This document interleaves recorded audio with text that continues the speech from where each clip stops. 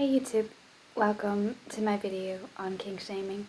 You can hear I'm a bit sick because the minute that you go out of isolation you instantly get hit with whatever virus is out there. I haven't had COVID yet, I'm waiting for it to get me. Yeah, but so while I'm sick I don't have the energy again to do a video with a lot of research. I will be doing videos on femicide in the German sex trade and on OnlyFans because those were two subjects that were requested. But today we're going to do something a little different. It's going to be a response video. I'm going to be responding, like the title says, to a mobile game targeted at teenagers that promotes BDSM. And why is this topic worthwhile? The things that happen in the bedroom do have a political dimension to them. They do impact other people. If there is a big promotion of practices like choking, for example, which is really not trivial, it can actually cost you your life. For those who know the project We Can't Consent to This from the UK, there are repeatedly actually murders of women happening by this supposedly, just a kinky game. There are really dangerous practices being promoted under the ban of BDSM. When they hurt women or when they kill them, or girls, not just women, and yes, some men and boys too, then I think they're all our business and we should all be talking about them. That's what this video is going to be about. How does the propaganda end up, on our phones, on our screens, in our heads? What does it look like? Lots of teenagers play these, especially girls, play these dating games. The hunt for Prince Charming is supposed to be some kind of goal, and yeah, sure, they have entertainment value. No one's getting exploded in making that very much, unlike pornography. But are they problematic? Certainly. The app I'm going to talk about today is called Choices. Again, mobile phone app where you can play lots of different storylines. You're this female character who meets a wealthy heir, a prince, an adventurer. And recently, this app brought out a BDSM game. I used to think as a teen, this is one of the better apps. It's less toxic. It's less of this a man overpowering a woman. It's more two people meeting as equals. That's what you want for teenagers. They need role models and examples and healthy things to base themselves on so that they can recognize toxic behavior when it happens. When I reopened this app and I saw that they were doing a BDSM style storyline, I realized no, this is red flag after red flag and can make a good illustration to discuss the problem with sadomasochism in general, and my theory personally that it wouldn't exist, or at least it wouldn't be as prolific as it is if we weren't living in a patriarchy. A lot of the prime source of information that teens have is pornography, and that's certainly more concerning than this game, but these ideas can still come in sort of more underhandedly through the avenue of pop culture and games and those kinds of things. We're just going to get into it. I'm going to discuss how it works while we play the game. And yeah, I'll be very interested to see what you guys think down below. Okay, let's get into it. Alright, so this is the game. It does say 17 plus, but all the 13-year-olds are clicking on it. And who can blame them? They're curious. Like I said, this is unlike other content on this app. Well, at least when I was playing it, it wasn't this pro kink nonsense. The thing that did always bother me about the app is the body types. The women are always thin and have huge breasts, and the men are always mega bulky. And I'm sure it's going to be the same here. But other than that, these were I guess for teens, appropriate stories and stuff. I'm really not saying we should hide away the subject of sex from teens, but it matters how we talk to them about it. This is not sex education. This is just kink propaganda. And of course you can see the keyword here, billionaire. I guess millionaire wouldn't cut it. That wouldn't be enough. Of course, people joke about 50 Shades all the time that it wouldn't be sexy unless he had lots of money. And that's certainly true. If this was in some, I don't know, fancy hotel or whatever, or his fancy personal dungeon, then nobody would want anywhere near this. If this was his ugly ass garage. I don't know how long I'm going to play this game. It's entirely up to how you guys perceive it. If you feel like any of this is entertaining and or insightful, I'm going to try and play this game the way that I would behave if any of these things happened to me, which is a big fuck off, either verbal or on my face. Okay, let's just get into it. It is still so weird to see myself on camera. I think I look so dorky. For a react video, I guess it's kind of important that I can make the silly faces. Alright, so what's going on here? So there's a warning again, like the 13-year-olds should log off, but no, they're not going to log off, of course. So player discretion is advised. The only discretion you need for me is that if kink shaming is going to make you cry, then you need to turn this video off right now, because this is just going to be nonstop that. Let's go. You must choose who you are, right? So let's just go with the standard settings. I should say this like they always give you multiple, racial options. And I have seen some of these games where it's like fixed, like you're a black woman and he's a white man. Like there was this terrible ad running around Facebook where you're a black woman and this white man is gagging you. Like the moment that you add a race dimension to it, like the abusiveness of it becomes more clear. And I have had some really awful stories, like just in my friend circle. Like there was one couple, a white man and a black woman, and he would like call her the N-word during sex and stuff. A man who gets a hard-on from calling women racial slurs is fundamentally suspect to me. I think it's fundamentally creepy. I wouldn't want to be anywhere near a guy. I wouldn't even want to be friends with a guy who does that. So yeah, we're just going to go with the standard settings. So let's just take this ethnically ambiguous lady. And I'm not spending any money on this game, so let's go with the standard setting here. And yeah, sure, I love it. And sure, let's use the name we got. That works. And now you have the option to make the dom a woman. And people are always like, yeah, but what, if it's woman on woman, that makes it so different. Well, first of all, a lot of woman on woman is created for men's entertainment, like in prostitution or in pornography. And the other thing is, it's true that there is domestic violence in lesbian relationships. There is abusiveness in lesbian relationships, and there are sadistic women. Like, I'm not denying the existence, but, it's more accurate if we pick a man. That would be more realistic. So that's what I'm going to do here. So this is supposed to be a dom, a female dom, right? And she's wearing these boots and this lingerie. And why is the empowered, powerful female, the dominatrix, why is she wearing extremely restrictive, constrictive, uncomfortable looking clothes? Like, it looks like you would probably be cold if that's not a well-heated room in that kind of lingerie, and your feet would hurt. Why is the woman who is the mistress that inflicts pain, why is she wearing clothes that look like it would cause her pain? So much with like the female dom dynamic is actually, is pseudo domination, right? And at the end of the day, she's just a fetish object too. Men who want to feel powerful do not wear shoes like these. That's the first thing. A woman's leather thigh-high boots. Yes, we can see that. Yes, it's extremely empowering when you got your butt in people's faces. I'm sorry, but she just looks like, she looks like an object. She looks certainly not powerful. And the collar thing, like, I'm sorry, that's what you put on animals. And you know how many animals hate the collar? Okay, there's so much attached to the collar, I can't go into it right here. I'm sure we'll come back to it.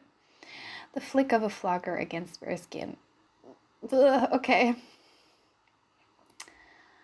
Like, this is what I mean. Like, the all-powerful female, again, wears extremely uncomfortable clothing, and the all-powerless male is extremely hulky. Okay. The moans of a man in the throes of pain and ecstasy. I'm of the school of people who are like, you can have the ecstasy without the pain. Like, the pain is not necessary, and if it is necessary, then there's something wrong. Sex is supposed to be pleasurable without, like, tons of costumes. Like, you can do costumes, unless shoes like these don't hurt anyone, but, like, if you need costumes and tons of props and you need to be on your knees and, like, gagged in your mouth, like, really? Is that really all that sex positive? I'm gonna try and look up who said this originally. I think it's both Bell Hooks wrote about this. There's a radical feminist who was on YouTube briefly who talked about this as well. Like, people who need all these gadgets and all this extra stuff to even enjoy sex, that's really sex negative. Like, you don't even like sex. You need, like, a tons of theatrics to enjoy something that is, when it's good, inherently enjoyable. So, kind of sad. I'm not even shaming, I'm just kind of pitying right now.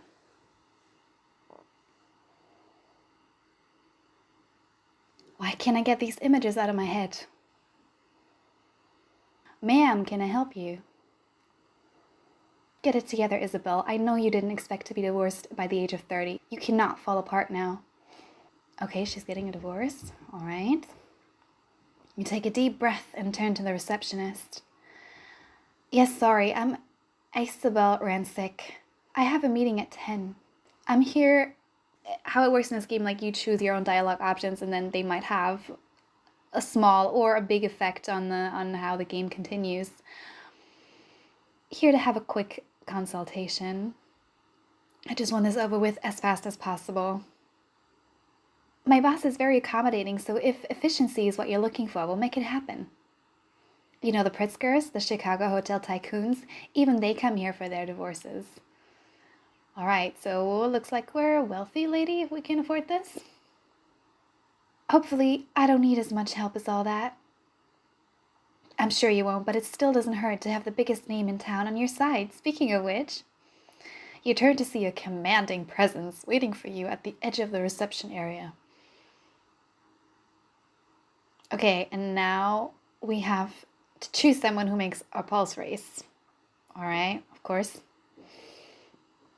And I mean, like I said, like I feel like there would be a sort of racial dimension added to it. The women that I know who have been in the BDSM scene either as dominatrixes, because there aren't a lot of women volunteering to be doms. That's why men go out and pay them, because most women don't enjoy hurting men. A lot of men also don't enjoy hurting women, actually, as a side note. But anyway, they say that there are racial dynamics in there. If you are a white woman, then you're often portrayed as, you know, this like higher tier possession, while if you're a woman of color, you're considered less than. Then there are men who want to consume pornography where a man of color or a black man is using or hurting a white woman. Then they want to watch porn where a black woman is being hurt and humiliated. Like, there's so much going on with the race dynamics. Like, I'm not necessarily an expert on that part of the sex trade. It's just something that you encounter over and over. So again, like, depending on what race I would choose, I feel like it would add another dimension that's not going to be in this game, because they're not here to have that conversation. They're just here to normalize sadistic men. Let's just pick the standard guys, so like they're both racially ambiguous / Asian, so we don't have to look at the race angle the whole time, which would make it extra, well, problematic. Miss Rancic, follow me. Oh, we can give him a name. Okay, I'd really like to give him a stupid name. Or is that too childish? Let me think. Or should I just go with the standard name? Okay, maybe I'm just going to go with the standard name, because we want to focus on what is this game communicating to the audience? What is it normalizing? And if his name is like Dofus, like Poop Face, then I think it's going to be a little bit too ridiculous, because I do think that we're going to hit on some darker subjects later on, and then maybe this is not appropriate. So yeah, let's sure his name's Regan. Thorn, of course, very telling name, because he's gonna be a thorn in your side. He's gonna be fucking annoying. Regan Thorn, it's a pleasure to meet you. Ugh. It helps me that I have a cold that I can do this this voice. I hope you're all enjoying that. You take his hand and feel a heat radiating off him. His intensity sparks something inside you, something you hadn't felt for a long time in your marriage. All right, so far so good. Get hold of yourself, Isabel. He's your lawyer. You can't think about that with him. With concerted effort, you take a deep breath and try to compose yourself as you follow him down the hall. Thanks again for squeezing me in. I know you're busy. He waves away your concern as he offers you a glass of champagne from another assistant. But this must be a really expensive lawyer. He's just having champagne at like whatever hour this is. A toast to the first day of the rest of your life. I'll drink to that. I'm better off without my asshole ex-husband, that's for sure. I'm glad you already see it that way. Makes my job easier. You can feel Regan's gaze on you as you take a sip. You find his expression completely unreadable, but something tells you that you're not what he expected. Okay. You wouldn't believe how many attorneys I've tried to get meetings with just to be turned away because they already met with Pat. Ah, okay, so she's competing with her ex. He's going to the same offices, I guess. He's using a dirty trick to make you hire a bad lawyer. Anyone who spoke to Pat can't help you because of attorney-client privilege. Yeah, he does sound like a dick, yeah. I'd heard he was conflicting out other lawyers to screw you over. I despise assholes like that, although I'm not surprised. Okay. You know Pat? Our paths have crossed, unfortunately. Some divorces require a property lawyer like him to give a deposition, so I've seen his handiwork up close. But it also means I was never going to take a meeting with him, keeping me free to represent you. He lifts his glass in a salute, and you feel a thrill run through you. You try not to think about what that thrill means as he holds his office door open for you. Well, it doesn't sound crazy to me that if you've been in an unhappy marriage for a long time and you're just coming out of it, you start just getting excited at meeting attractive people. Like, nothing wrong with that. Except, this is a professional situation, so you shouldn't really be getting it on. Certainly not, well, at least wait till your divorce has gone through. But, it wouldn't be forbidden if it wasn't wildly inappropriate. Now that we have the preliminaries out of the way, tell me, what prompted you to request this divorce in the first place? You settle into your seat, take a deep breath, then reach into your purse to pull out the reason for your divorce. Yes, I would also bring that to my lawyer. Here's the first prop. I'm sure every one of these episodes is going to teach us about another gadget. Which reminds me, this game has sections of it that you have to pay for, actual money. I don't want to spend any money on this, so we're not going to look at that, and I'll just hope that we have enough stuff to discuss independently of that. You offer them to Regan as your mind flashes back to that dark night a couple of weeks ago. Okay, now we're going to learn what her asshole ex did. The crack of a whip resounds in the distance. What was that? I hope Pat's okay. Whips used to be and still are used as torture instruments, like they're used on prisoners. What happens in somebody's mind that they end up sexualizing what is literal torture to other people? If you ask me, I'm not intimately familiar with the literature, but I don't think anyone is born and likes to be hurt. I think that things happen to you in your formative years that make you sexualize submissiveness, or rather pseudo-submissiveness, because a lot of the time, especially, the men who pay dominatrixes are the ones in control. They're deciding, how far do they go, what do they want to do, and whatnot. Men who are sadists and doms do actually enjoy hurting people. A lot of women who are formally in the BDSM scene have told me, well, these men are sadists, so they like breaking boundaries. Safe words and all that shit that supposedly the community cares so much about are disrespected all the fucking time. And it's not like you can't get hurt in, vanilla sex, so-called vanilla sex, non-sadistic sex. You can. But yeah, for a community that prides itself, I've heard a fuck ton of horror stories. Okay, but let's continue with the story. What was that? I hope he's okay. You walk into the bedroom to find your husband on his knees in front of a dominatrix. This is actually a dark night. When we talk about the sex trade, we usually focus on the woman and her situation, the woman who is selling. Dominatrix often overlaps with regular prostitution. It really does. These are not two separate realms. There's often a brothel, and then there's also tools or dungeons inside the brothel. Many women who are dominatrixes are also selling sex regularly. So I don't like this narrative that we often have where we think the dominatrix, because she's presented as powerful superficially, actually is. I've looked into this, there are dominatrix who get beaten, raped, and murdered by Johns, including, subs. Aside from that, which is concerning and which is the thing that I care most about in relation to the sex trade, the wife at home is an injured party. She is. There's something called betrayal trauma. Aside from the fact that there are asshole husbands who bring STIs, including non-curable ones, home to their wives, which is an active danger to her health, betrayal trauma is really serious. There are women who have to go into therapy because their husbands hide their use of brothels or dominatrixes for years. And it's really, really destructive to your self-image, your body image, your sexuality, your ability to trust men after that. It can end up with depression and anxiety for those women too. So it's really not a joke. It's not like, oh, the dumb wife at home, she should have known better, or she should have tried harder and worn more lingerie and cracked out the whip herself to keep her man. It's in this scenario, the man is hurting both the woman he's paying, and the fact that he's paying her is how we know, like, she's not there for fun. She's there because she needs rent, and she'd happily do without these gross losers. He's exploiting her, and then he's also potentially traumatizing his wife. Really not funny. That's right, my pet. Show yourself to me, or you'll get the whip again.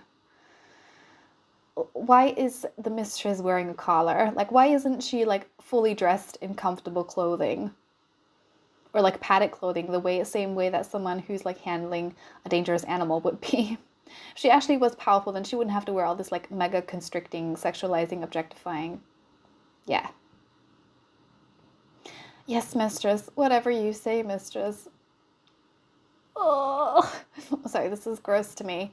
Because I know women who've been dominatrixes, and I know that actually when you're paid to hurt people, it's not harmless.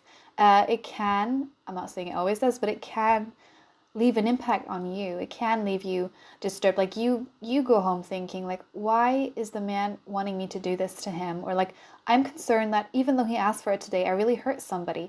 I mean, it's something called mirror neurons. Most of us who see another person in pain are then consequently in pain ourselves.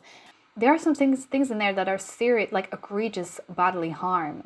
There are things that involve skin cutting and blood and needles, and this is very hard to do for someone who isn't completely numb. We hear women in sex toys have to make themselves numb, usually because something is being done to them, but you can also have to make yourself numb to somebody else's pain, and even if that pain is also mixed with pleasure. Here's the other big important thing. Not everything that's pleasurable is good for you. You can become aroused from things that are actually bad for you physically and mentally. The most extreme example is when victims of rape, both male and female, experience physical arousal while they're being attacked. That is how far it goes. This is how much your own body, sort of an attempt of trying to protect you, it reacts mechanically, even though emotionally this is not what you want. The point is, I think this mechanism exists on a spectrum where you can also think this is your authentic sexuality because you're getting aroused, but it's actually something that you learned and something at the end of the day causes you more damage, again, physically and emotionally, than is worth the pleasure. And so I guess this is like where I have sympathy for subs, even male ones to a degree. I don't think they come out of this winners. I do think a lot of them come out of this hurt as well. And just think of how many men have killed themselves from erotic out of asphyxiation and stuff. So as usual with the sex trade, there's like no like real winners here. The men are not really winning either. There's a sinister aspect there too, and a lot of things that would be better dealt in therapy than in a dungeon. Your mouth falls open as you watch Pat, your husband, spread his legs for the strange woman. Ugh, this is a weird sentence. Okay. Not fast enough. Okay. The woman strikes a blow across Pat's shoulder with a thin braided leather flogger. No one's noticed that she's standing there, Isabel. Oh God, yes, punish me. Make it hurt. I can't do the voice acting on this stuff in seriousness. Nobody is born wanting to be punished. You get that idea put into you somehow. I'm sure it doesn't always come in the same way. It can come in the way that, someone who has extremely low self-esteem feels sort of affirmed in their self-hatred. That is a real thing. Others are this like pseudo loss of control. You are really like, this is where like even very successful men, they're pretty in control of their lives. They have good money. They might even have the wife at home. And then they also have the dominatrix. It's a pseudo loss of control. He's not really losing control because he's still dictating the frame of the situation. There's a whole rabbit hole there that other people have gone down that I'm not going down all the way yet. There's a lot of association with the submission and women. So even a man who is submissive sees himself as sort of feminized in that situation. Like he's taking on the role of the lesser than, and in the mind of a misogynist, that's being a woman, right? So he's the one spreading his legs and blah and crawling on the floor, and he's being a little target and stuff. It's like there's a lot going on there psychologically that's not healthy and that's not woke at all. I can link some stuff down below of people who went further down that rabbit hole. I feel like I've barely scratched the surface. I don't know if I explained it well, but yeah, there's a lot going on there. Chances are. Some really toxic ideas about the self and about men and women and their role in society.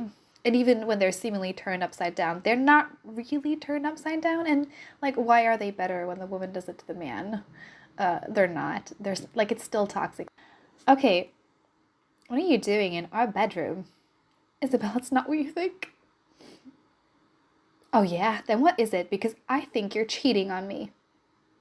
Like I said, betrayal trauma. This could haunt her for years. It's really not to take lightly.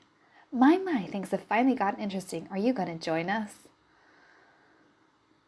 Most of the women I know who are in prostitution rarely encounter women, and most likely when they do encounter them, it's because a man brings along his girlfriend or his wife. So he can, best case, disappoint, worst case scenario, traumatize 2 women at once. It's all too much. With a sob, you press your hand to your mouth and flee the room. You escape down the hall, sick to your stomach at the scene you witnessed. So why is there a fluttering low in your belly? Oh yeah, and here they hint at the point that like this is what she also wanted all along. And she's really a sub too. And the only way that it wouldn't work with her husband is because they're both subs. A lot of people will tell you that the reason that, Pat, for example, didn't ask Isabel to do these things with him was that he was too ashamed and he was worried she was going to leave. That is too simple. I don't think that's how it generally works. My understanding of John's psychology is that they make a separation between the wife at home, who they have vanilla sex with, so-called, and the woman in the brothel, who is then there for all the other stuff. Because like I said, a dominatrix too at the end of the day is a fetish object for a man and not a 3-dimensional person, because it's not about what she wants, it's about what he wants. And she's literally just the tool for his desires. And he wouldn't do the same thing with the wife because she doesn't belong in the same category. No, not all men make that distinction. Obviously, plenty of men are pushing their wives to do these things too. That does happen, but a lot of men make that division. So just because he didn't tell her, it doesn't mean he was ashamed. In his mind, dominatrixing is something to outsource to another woman because women come in 2 categories. They know wives and homemakers and girlfriends, and on the other side, prostitutes and dominatrixes and fetish objects and porn actresses. So he wouldn't use the wife in this way, and he would also not marry the dominatrix. Because Madonna whore bullshit. You shake your head and force your attention back to the handcuffs and Regan. I think they speak for themselves. I walked in on Pat and a dominatrix playing with them. A smile plays on Regan's lips, wolfish and amused at the same time. Did you? That must have been a shock for a woman like you. Is he just calling us vanilla? Is he insulting us? It'd be a shock for anyone. Who wouldn't want a divorce after that? True, anyone who betrays with someone else deserves to be kicked to the curb. It's why I don't deal with long-term commitments personally. Regan, this is a professional meeting. Who asked for your dating life information? Nobody did. This is not appropriate. I find life is a lot less complicated and a lot more fun when you're not bound by marriage vows. This is like almost like he's shaming her for having gotten married. Like, you're getting divorced and your friend is telling you, yeah, like, I don't do the marriage stuff because that fails anyway. Like, this is like the least supportive thing you can say. Like, he's, I'm not surprised he's a sadist, so he's utterly insensitive. This would probably make her feel worse. So this is another thing. I think it's a total myth, and I have a lot of anecdotal evidence for this, that men who are sadistic in the bedroom aren't also sadistic in other spheres of life. They usually are. Because this is like a personality aspect that, yeah, maybe therapy could improve, but who knows. And so it's not like he's going to be incredibly sweet in every aspect of his life and then just in the bedroom he's a dick. He's going to be a dick the whole time, most likely. Ideally, if you've got, your sensors out for red flags, like, you're not even going to get close to a guy like that. And I'm not blaming women who do. I'm just saying, like, pay attention if he's domineering and inappropriate and insensitive verbally. Probably there's a correlation with the bedroom and vice versa. You swallow heavily, trying not to picture exactly what kind of fun Regan gets up to at night, and what it would look like if you were to join him. Alright, but I digress. I've taken the liberty of drawing up a preliminary agreement based on your questionnaire. Shall we make things official? Throughout this book, you'll have the chance to show off your submissive side. Fuck that, I'm not gonna. Yes, I'm ready for bigger and better things, or anything you have to offer. And when I first played the first few minutes of this, before I decided that it'd be fun to react to it, I picked bigger and better things. I mean, it's suggestive, but I felt like anything you have to offer is suggestive too. And I thought like this would be the non-submissive option, but actually it was a submissive option. So I'm gonna take this one instead. Yes, I'm ready for anything you have to offer. Oh my god, they're both, like, everything is sexually charged. I guess that's the point of the game, but still, like, I mean, there are games here where you can play dragons, but those games are definitely less concerning because dragons are not real, but sadistic men are very real, and they should not be romanticized. You're the... Oh, I guess both of them... When I selected the other option, I did that too. I was trying to play this game and, like, repeatedly turn the sadist down, but it might not be possible. Oh, okay. You're the expert, Mr. Thorne. I'm yours to command. Oh, who says that? Nobody says that. Regan sucks in a sharp breath, his gaze like a fire that burns through you. This is so inappropriate. You should be careful throwing around statements like that. Hey, that's exactly the same way he reacted to the other... Oh my god. These people both have their mind in the gutter. I know it's the point of the game, but I'm still gonna complain about it. He offers you a pen and your fingers brush against his. A flicker of something electric surges through you. And you swallow hard, wondering if you felt it too. Flustered, you yank your hand back and scrawl your signature across the page. I hope my situation won't make things more complicated. I'm sorry if the handcuffs were too much. You think? Don't be sorry. You'd be surprised how many people are into kink. And there it is. Like, this is the propaganda. Don't be weirded out. This is very normal. Just because wife beating used to be normal, and now wife beating for sexual purposes is, well, they're trying to normalize it. Just because it's normal doesn't mean it's good, and you don't have to like it. And any girl or woman coming across this stuff, no, you don't have to like it. If your gut feeling is, ew, I don't like people hurting me, and I don't like hurting others, even if someone in the situation is getting arousal out of it, trust your gut. Don't buy this. Really? Do you hear this a lot? I feel better knowing you have experience with this kind of thing. Regan picks up the handcuffs and starts playing with them. They slide expertly through his fingers. She just came out of a marriage with this horrible man, and now she met another horrible man, just of a different flavor. I don't even know who's worse, doms or subs. Well, a dom would probably cause you more pain, but, like, again, the women that I know that have, all of them had to be paid, because women don't generally enjoy this. The dominatrixes or ex-dominatrixes that I know, like, all say, like, these subs, they're like emotional vampires. So you can have an emotional vampire, or you can have a physical abuser, and psychological too, probably both of those. These are high quality. I doubt they're your ex's first pair.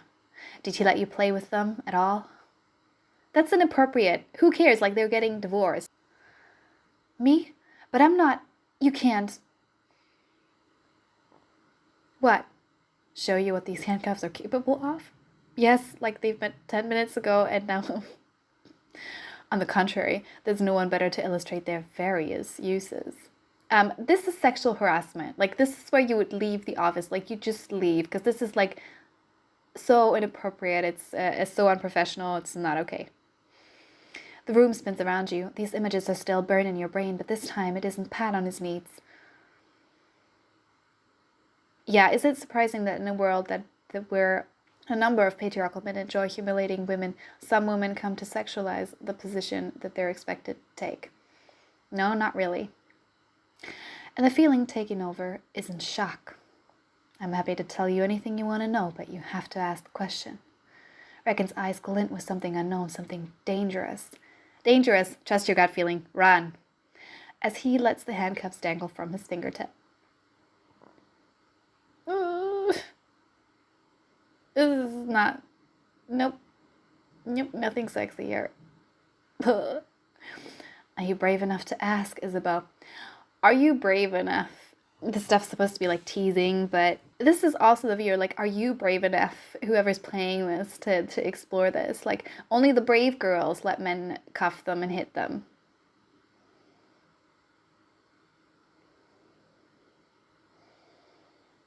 What do? Get the fuck out of there. I don't think I'm ready for that yet. You can feel Regan come around to your side of the desk. His presence is warm, strength radiating from his body. His presence is not warm, it's inappropriate and weird and insensitive. Then I think you should keep these for now. You take the handcuffs, surprised at how cold and smooth the metal feels under your fingertips. You barely suppress a shiver as Regan turns to his side of the desk and to business. The good news is the case against your ex is strong. I'll get started right away. In the meantime, I have a list of tasks for you. What kind of tasks? The usual kind. If you want to make this work, you need to do what I say when I say it, understood? They're playing this up for entertainment's value, but again, like, I had a friend who worked for a sadistic boss, and who would tell everyone inappropriately about his sex life, tell everyone that he was in multiple relationships with multiple of his female staff doing weird sadistic stuff, and then he would behave in exactly this kind of way to all female stuff. And my friend couldn't wait to get out of there, and thankfully she did. But yeah, a huge red flag. Not cool, not sexy, and not normal. Regan hands you a pre-printed checklist with tasks like making copies of important documents and changing shared passwords. Regan, do you treat all your clients this way? Regan arches a brow at you. Of course. There's a reason I'm considered the best in the business. You try not to appear as deflated as you feel. I'll update you in a few days. In the meantime, take good care of these handcuffs if you wouldn't want them falling into the wrong hands. Very funny. He walks you to the door, then leans in, voice dropping low. Don't make me punish you for disobeying. Okay, this game started with telling us this is consensual. So far, we have backed down at every opportunity. We've said, I'm not sure about this. Like, okay, there's been a little bit of flirting back, but there hasn't been any, like, expressive consent to any of this at all. This is, like, am I wrong? Has she been sending him the signals that she wants him to treat her like this? I haven't seen this. Yes, Regan.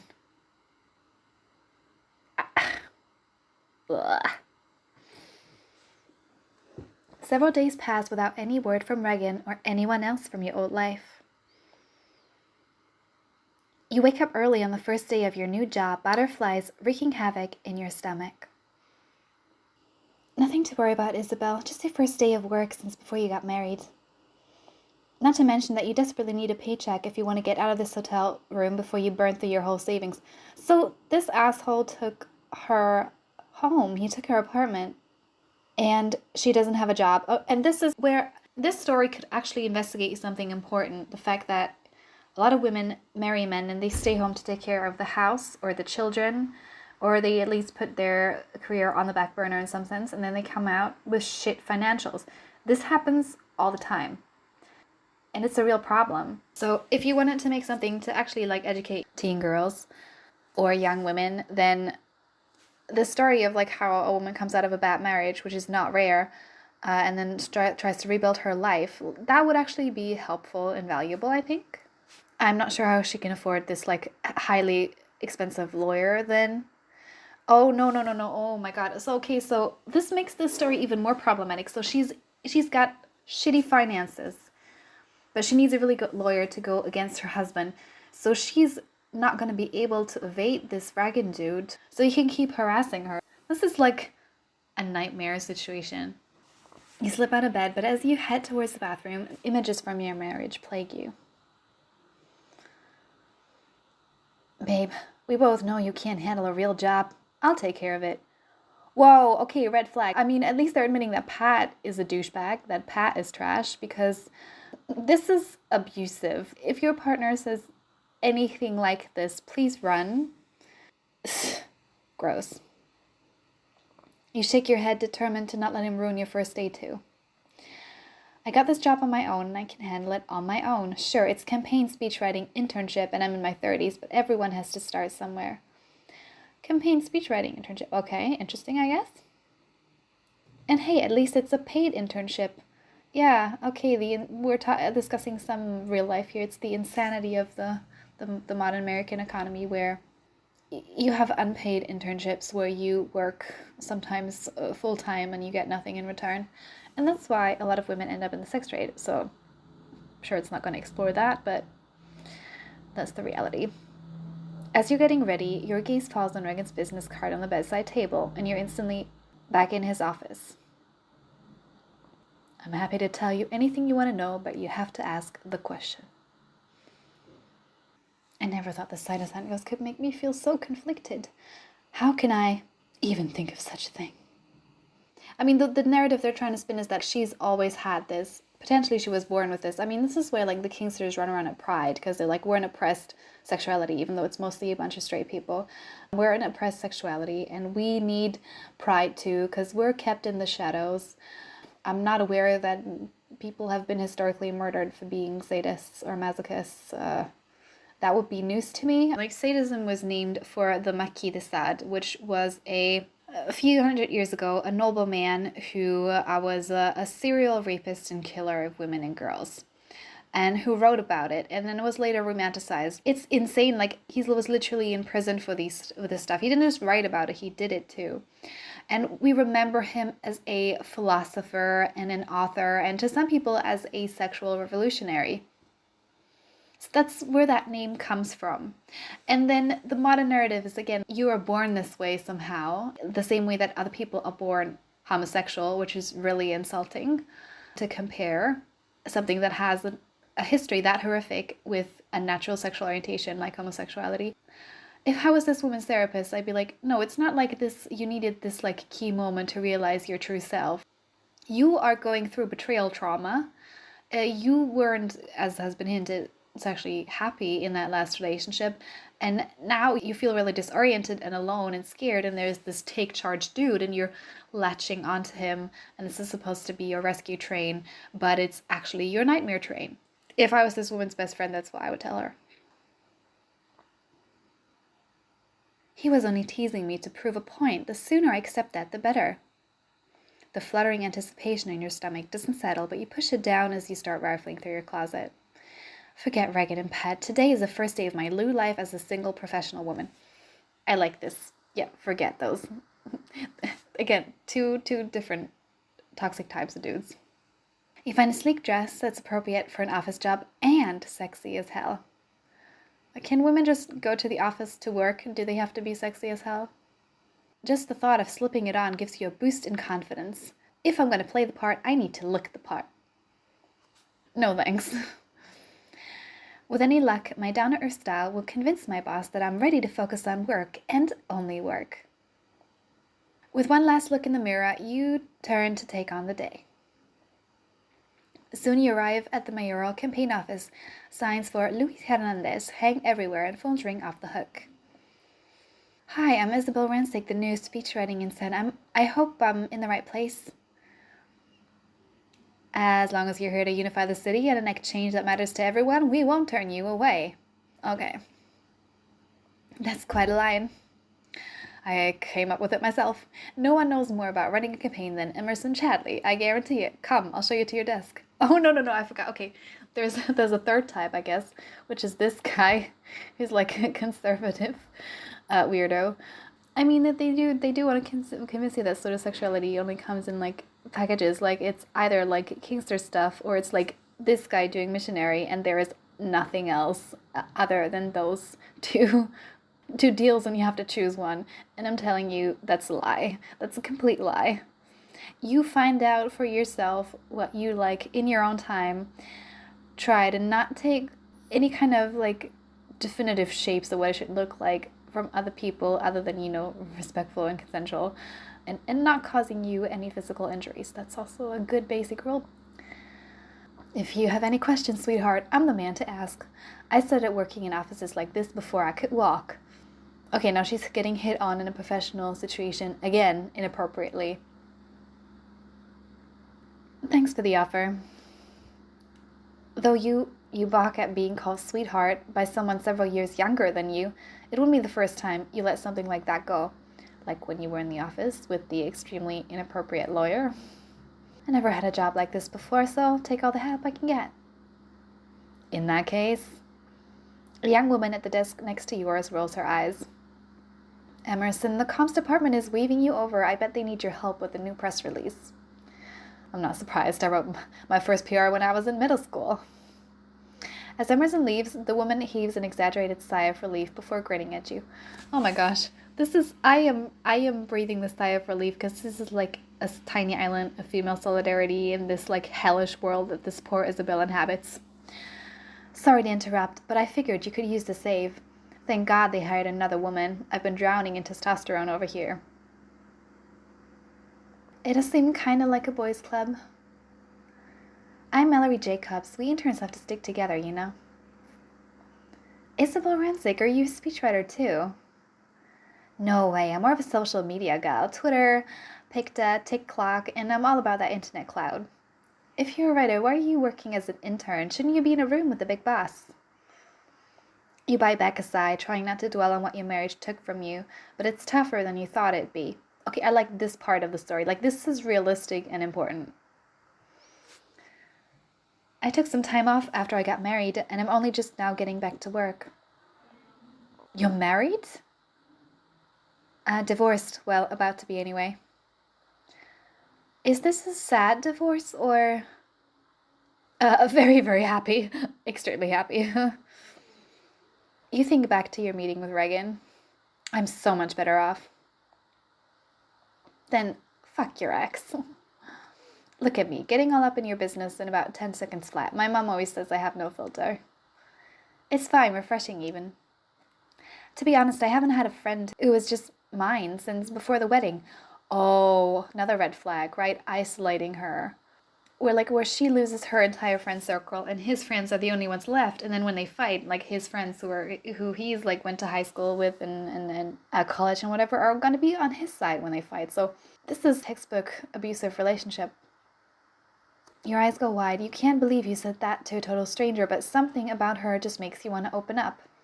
When you're coming out of especially a sexually confusing, abusive relationship, you don't need to jump into bed with the next person. Like, I'm not shaming you if you do, but it's definitely not what I'd recommend. Instead, this is what you should do. Rebuild your life, get a job, get friends. This is what you actually need to heal, not fucking exploring the thing that is the cause of your betrayal trauma in the first place. Well, that's good, because I've already decided you're stuck with me. I'm going to help you get back on that horse. What horse? The one that's going to kick you into the next phase of your... Oh, no. The next phase of your sex life, obviously. Did she ask you to do that? No, that's inappropriate, too. Like, you've just met, and everyone's assuming she's coming out of a bad marriage, and everyone's assuming, like, she just needs to get some. Can this woman, like, breathe? Is she allowed to just breathe for a second? Tell me about your prospects. I want to know everything. Names, numbers, measurements. Wow, Isabel, you can't catch a break. Your cheeks heat. You're not ready to talk about Reagan. Well, the fact that you're still carrying those handcuffs around in your purse. Oh my God. But before you can come up with a suitable response, your phone buzzes with a notification. Yeah, that's another one of those things. Like I said, it doesn't stay in the bedroom. It sort of haunts your everyday life. Both a dom and a sub can end up just messaging you relentlessly, trying to play at those fantasies throughout the day, to the point that it's not really fantasy because he's terrorizing you and annoying you and sapping your energy. I should check this. It's from my divorce lawyer. You pull up your messages to find... Have you been good and done what I asked, or do I need to punish you? Oh my God. This is so inappropriate and depressing. Yeah. Seriously? Again, like, how is this consensual? Did she ask for this ever? Like, if he has to do this, like, where did he ever ask, is this okay with you? He didn't. He's just harassing his client. Oh my God. Oh, and we get to play from his perspective too. Well, I guess that helps because we can get sort of into the mind of the sadist, and I wonder how they're going to portray that. But, you know, I think this has already been quite long, so we might pick this up again another time. I don't want to make like 2-hour long videos. You guys let me know if you find this entertaining or enlightening in any way. Like I said, not an expert on this, but do know a thing or two about abusive relationships. They, as well as the BDSM thing, that intersects with prostitution and pornography and stripping and domestic violence, intimate partner violence. All these things intersect. Sadism is certainly a key ideology under a lot of what runs all of those things. So yeah, let me know your thoughts and tell me if you want me to keep reacting to this. I think it's kind of fun. I think it's a little bit different. But yeah, it's up to you guys.